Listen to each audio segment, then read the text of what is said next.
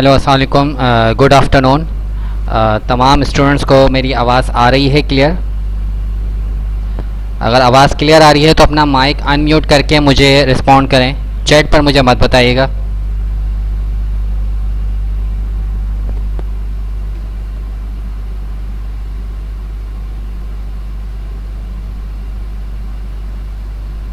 Students, आवाज़ clear आ रही है मेरी? यस सर, आपकी आवाज़ क्लियर आ रही है। दानियाल की तरफ से रिस्पॉन्ड आया, बाकी स्टूडेंट्स की तरफ से आवाज़ साफ आ रही है?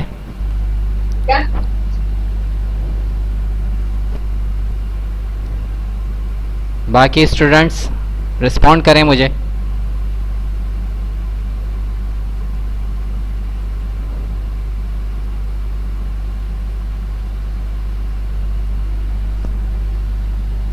तो एक की तरफ से रिस्पांस आया, बाकी की तरफ से रिस्पांस अब तक नहीं आया। आवाज़ क्लियर आ रही है तो मैं स्टार्ट करूं क्लास को? जी सर, आवाज़ क्लियर आ रही है। चलें ठीक है, स्टार्ट करते हैं। बाकी स्टूडेंट्स की तरफ से कोई रिस्पॉन्ड नहीं आ रहा है सिवाय दो के। लास्ट टाइम तक, जो लास्ट क्लास तक मैंने कहाँ तक करवाया था, समझाया था, किसी को याद है? किसी की मेमोरी में है अब तक?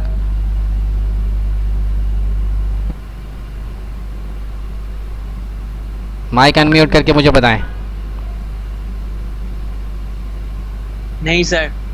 माशाल्लाह, क्यों याद नहीं है जबकि लिंक्स मौजूद हैं, चैनल मेरा मौजूद है, उस पर तमाम जो जितनी क्लासेस हैं उनकी वीडियोस मौजूद हैं, तो अब तक मेमोरी में क्यों नहीं? आप लोग उसको बार बार देखते क्यों नहीं है? सर आपने ना वो 3D एरो बनाना सिखाया था और स्क्वायर बनाना सिखाया था ना पिछली वीडियो में। और इसके अलावा कुछ और भी बनवाए थे मैंने, ऑब्जेक्ट्स के वाले से भी कुछ बताया था, समझाया था। सिर्फ दानियाल की तरफ से रिस्पॉन्ड आया, बाकी स्टूडेंट्स जो हैं नशरा, सलमान, सिर्फ 5 स्टूडेंट्स ने ज्वाइन की हुई क्लास, उसमें से एक आध का रिस्पॉन्ड आ रहा है।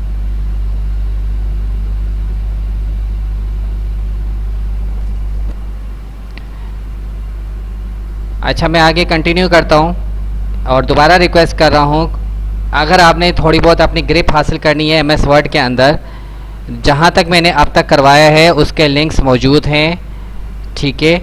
उस लिंक्स पे क्लिक करके आप उस वीडियोस को बार बार रिपीट देखें, ताकि जो चीज़ आपको समझ नहीं आए वो आप उसको वहाँ से आप समझ सकें, ठीक है? मैं आगे कंटिन्यू करता हूँ क्लास को। सबसे पहले अपनी मैं स्क्रीन शेयर करूँगा। स्टूडेंट्स को स्क्रीन क्लियर नज़र आ रही है मेरी? अगर आ रही है तो काइंडली मुझे बताइएगा, चैट के ज़रिए मुझे मत बताइएगा, माइक अनम्यूट करके मुझे। यस सर, स्क्रीन नजर आ रही है सर। ठीक है। आज जो है सबसे जो मेन इम्पॉर्टेंट चीज़ है कि डॉक्यूमेंट्स जो टाइप किया जाता है, स्टार्ट कैसे करना है वो मैं आपको बताऊंगा।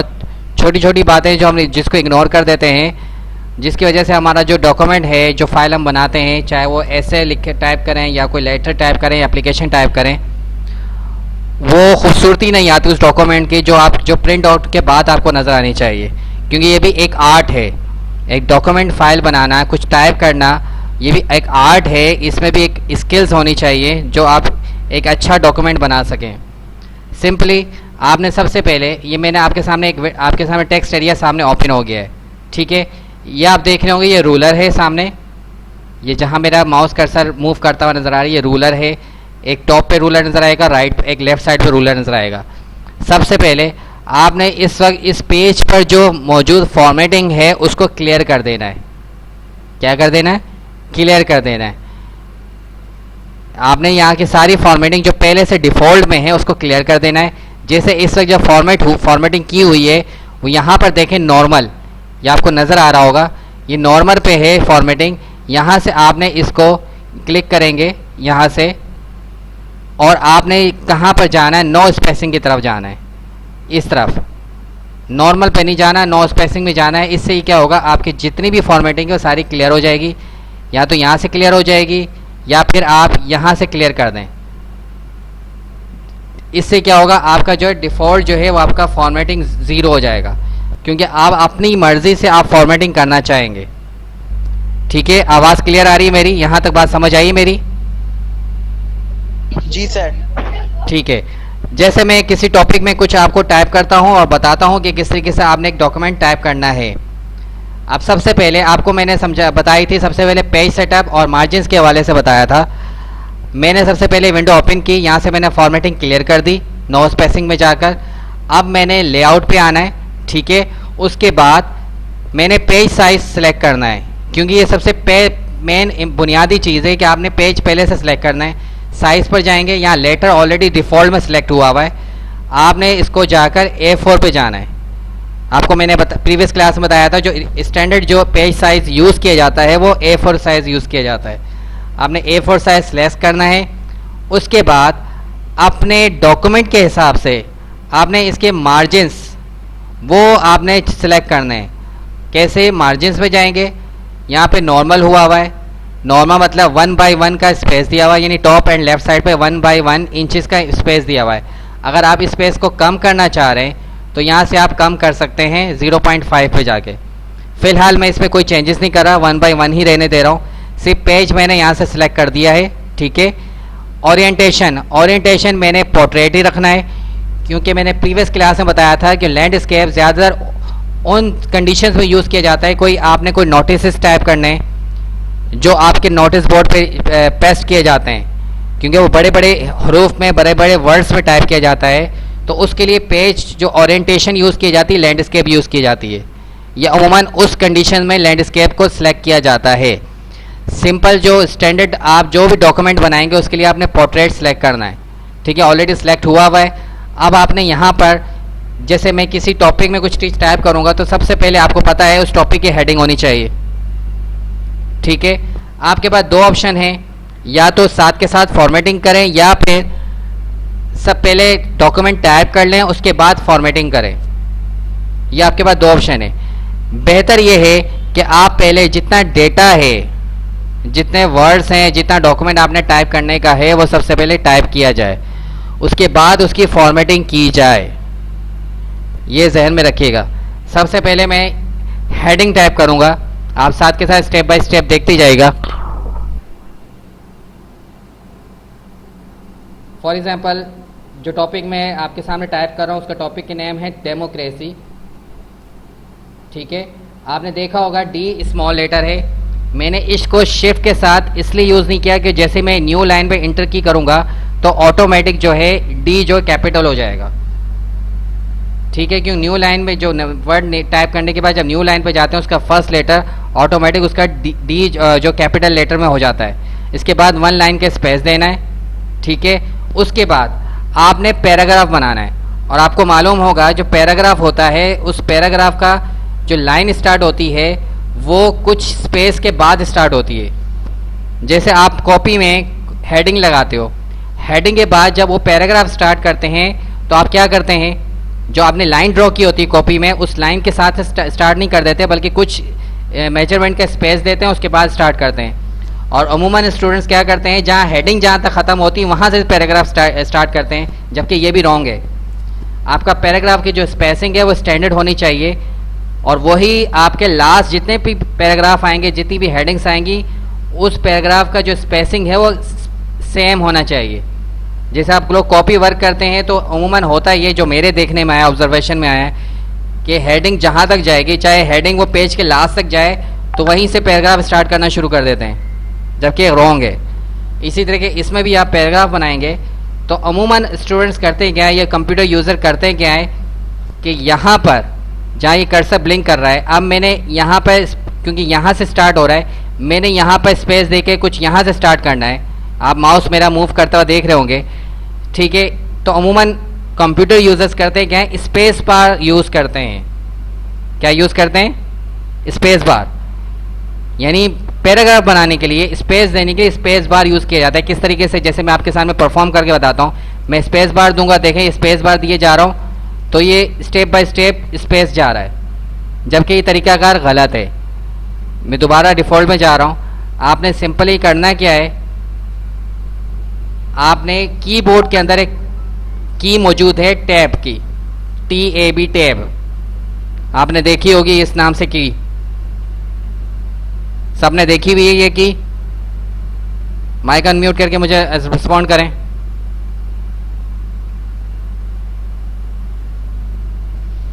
स्टूडेंट्स,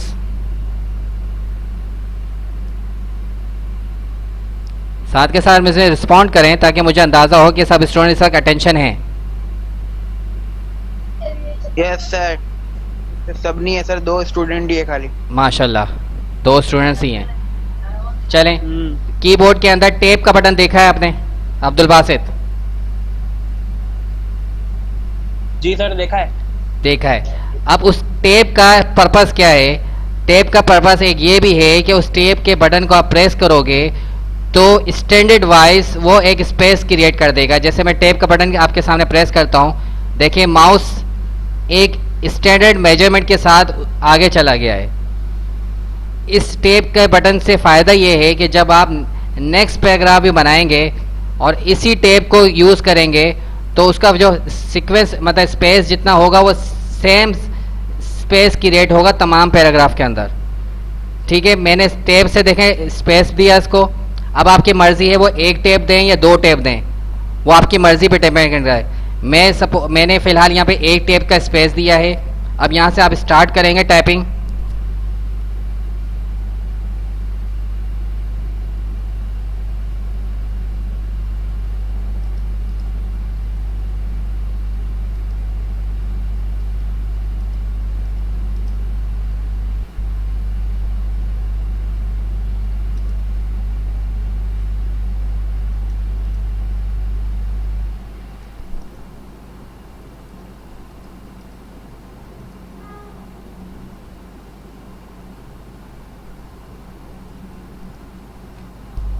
ये मैंने एक लाइन टाइप की है।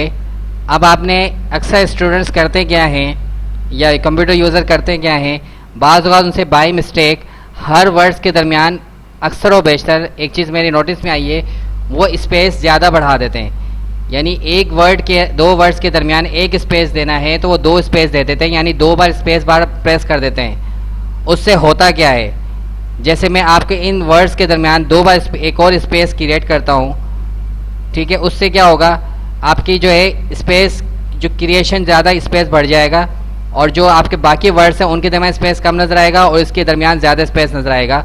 मैं थोड़ा जूम करके बता देता हूँ और एक लाइन क्रिएट हो जाएगी। आपको ब्लू कलर की लाइन नज़र आ रही होगी, ब्लू लाइन नज़र आ रही है स्टूडेंट्स? हेलो जी सर, नजर आ रही है। ठीक है, ब्लू लाइंस क्रिएट क्यों हुई? क्योंकि यहाँ पर मैंने एक स्पेस देना था, वहाँ पे मैंने 2 स्पेस दे दिए हैं। तो जहाँ कहीं आपको 2 ब्लू लाइन नज़र आए तो वहाँ पर आप ये देख लीजिएगा कि कहीं ना कहीं आपने स्पेस ज़्यादा दे दिया है। तो आपने इस बात का ख्याल रखना है, टाइप करते वक्त आपने 1 टाइम स्पेस प्रेस करना है ताकि 1 टाइम स्पेस क्रिएट हो। अब देखें मैं जैसे रिवर्स जाऊँगा, देखें वो ब्लू लाइन क्लियर हो गई। तो इस टाइप करते हुए इस बात का भी ख्याल रखना है आपने। आगे कंटिन्यू करता हूँ इसी पैराग्राफ को।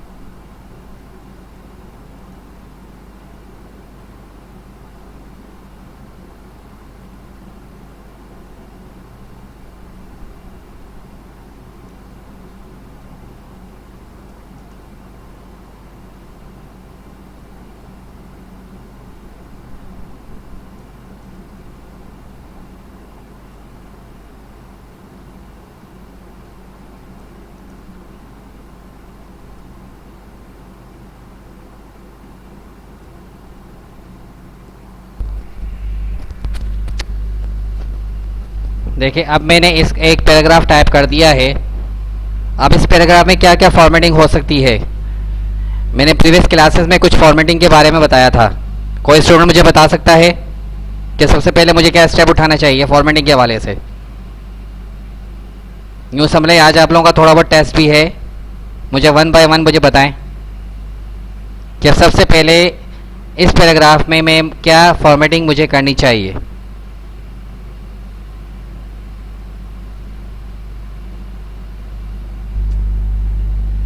स्टूडेंट मुझे रिस्पॉन्ड करें, माइक अनम्यूट करके मुझे बताएं 1 बाय 1।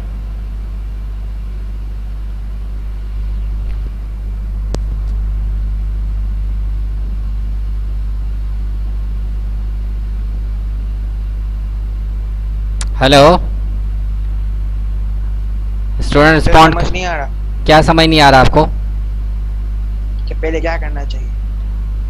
ये तो मैंने सवाल पूछा है बेटा, मैंने प्रीवियस क्लासेस में कुछ फॉर्मेटिंग मैंने बताई थी, सारी बेसिक चीज़ें मैंने कुछ बताई थी, वही आपने इसमें अप्लाई करना है कि सबसे पहले क्या करना चाहिए।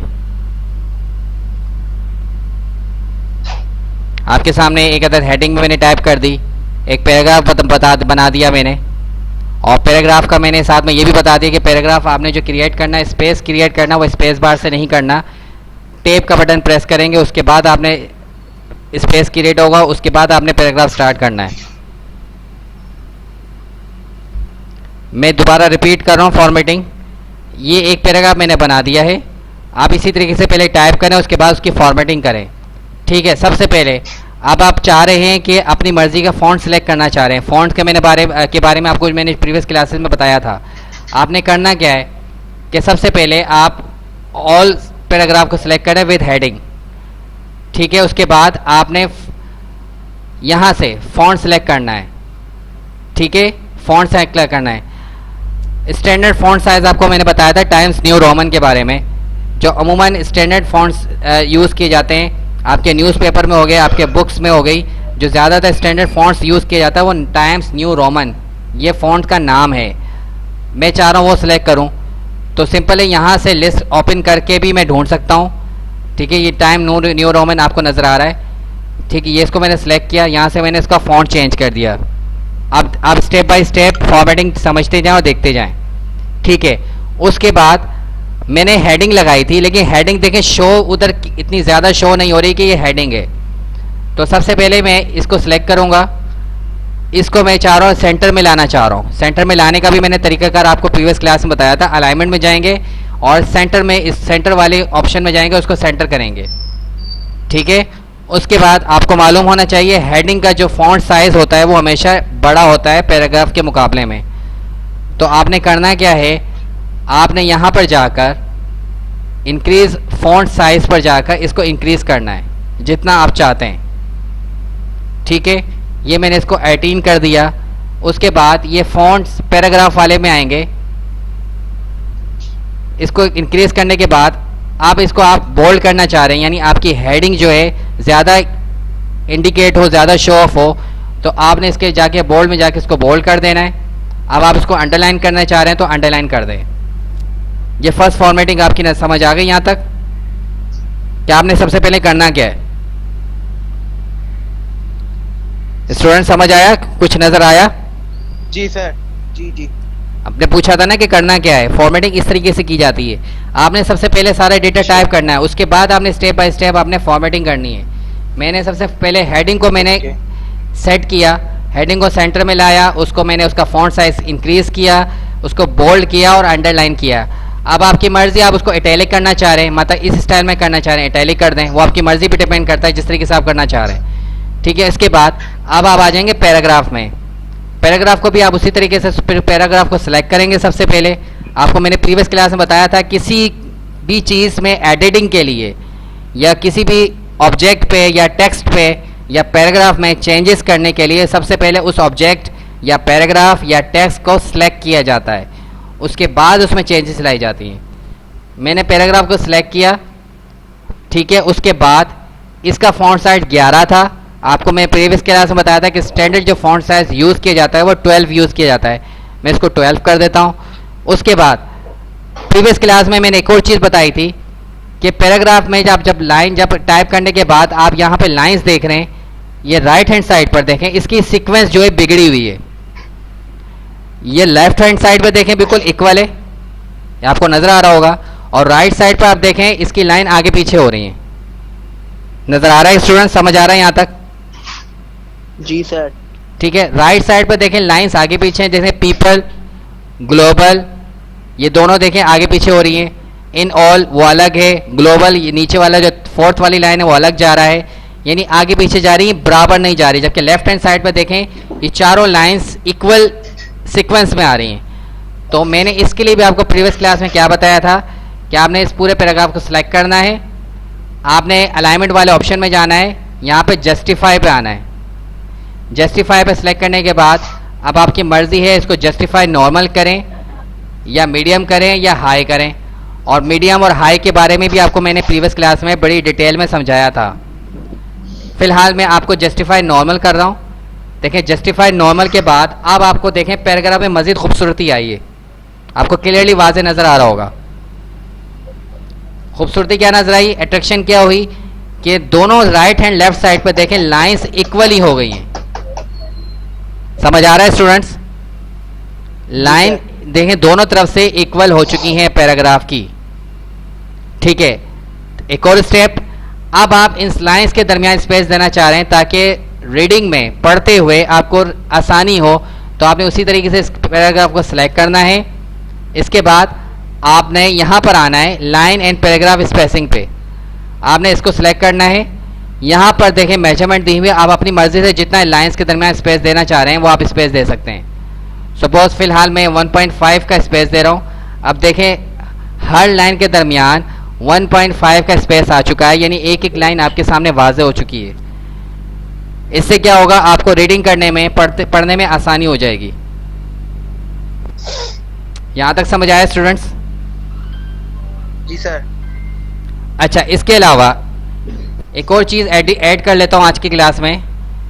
आपने अक्सर बेशतर देखा होगा कि अगर देखा है तो किसी भी डॉक्यूमेंट के पीछे बैक साइड पर कुछ नाम टाइप किया होता है। किसी स्टूडेंट ने देखा है?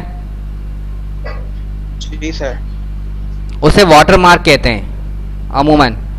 मतलब जैसे कोई भी अगर डॉक्यूमेंट बना रहा है, बाज़ वो अपना नाम टाइप करता है। जैसे आपने किसी एजुकेशनल नोट्स वगैरह देखे होंगे किसी कोचिंग सेंटर के या किसी स्कूल के, किसी कॉलेज के, किसी इंस्टीट्यूशन के, उनके नोट्स वगैरह या उनके डॉक्यूमेंट्स देखे होंगे, उनके बैक साइड पर बिल्कुल लाइटली एक उसके उनका नाम टाइप किया हुआ होता है, वो वाटरमार्क कहलाता है।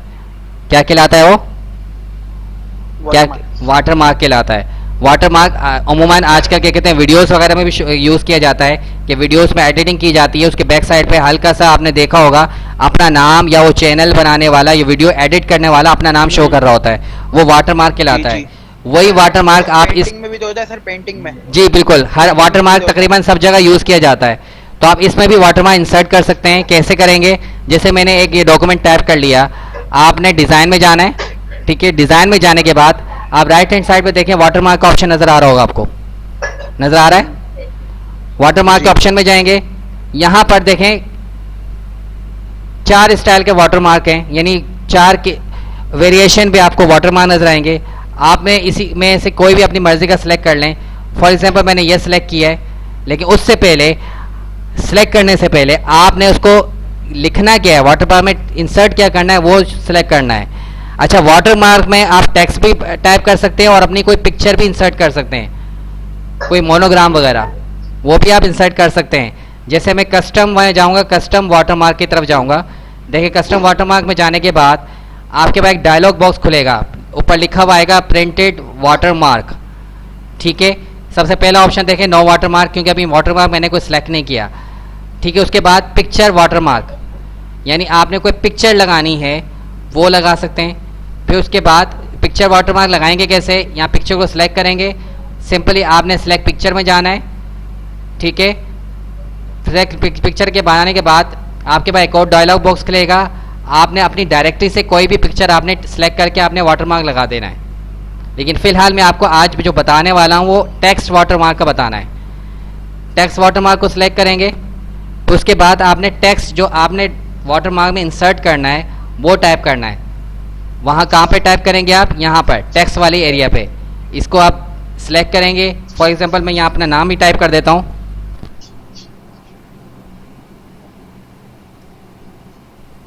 ठीक है, मैंने यहाँ पर अपना नाम टाइप किया।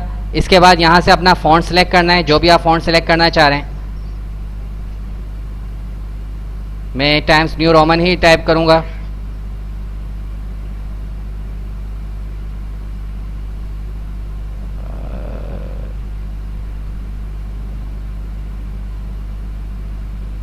ठीक है, टाइम्स रोमन मैंने टाइप किया। साइज़ मैंने ऑटो रखा है। ऑटो का मतलब ये है कि जो पेज आपने सेलेक्ट किया है वो ऑटोमेटिक वो वाटरमार्क एडजस्ट कर जाएगा, इसलिए आप इसको ऑटो ही में ही रहेगा, इसमें मज़ीद चेंजेस मत करिएगा। इसके बाद आपने अप्लाई कर देना है। अप्लाई करने के बाद आप देखेंगे ऑटोमेटिक वाटरमार्क बैक साइड पर आ जाएगा। इसके बाद क्लोज कर देना है।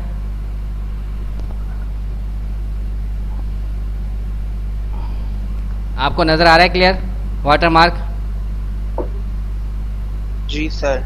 अगर इसको मज़ीद क्लियर करना है, अगर इसको थोड़ा ये थोड़ा हिडन हो रहा है, मतलब शो ज़्यादा नहीं हो रहा, आपने उसी तरीके से वाटरमार्क में जाएंगे, कस्टम में जाएंगे।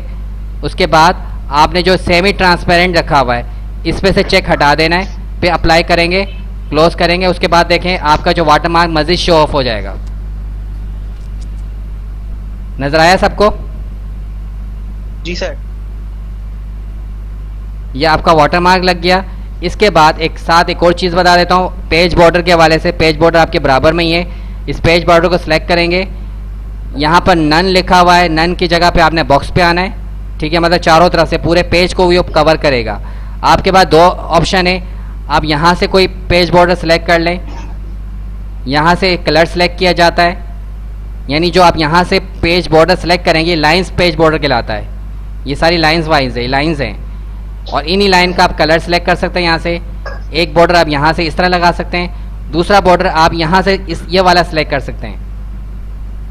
यहाँ से आप कोई भी पेज बॉर्डर आप सेलेक्ट कर सकते हैं। फॉर एग्जांपल मैं ये सेलेक्ट कर रहा हूँ। इसके बाद इसके विड्थ यानी चौड़ाई कितनी रखनी है वो आपने सेलेक्ट करनी है। 24 है, आप इसको फिलहाल 24 रखने दें, ओके कर दें।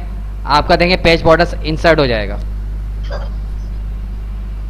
यानी आप कोई भी डॉक्यूमेंट बनाते हैं, आप इस तरह वाटरमार्क लगा के और पेज बॉर्डर लगा के उसको खूबसूरत बना सकते हैं।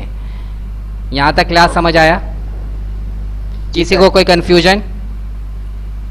No sir. इस तरीके से आप पूरा डेटा टाइप करने के बाद, फॉर्मेटिंग करने के बाद, फिर आपके सामने एक अच्छा डॉक्यूमेंट आपके सामने आएगा।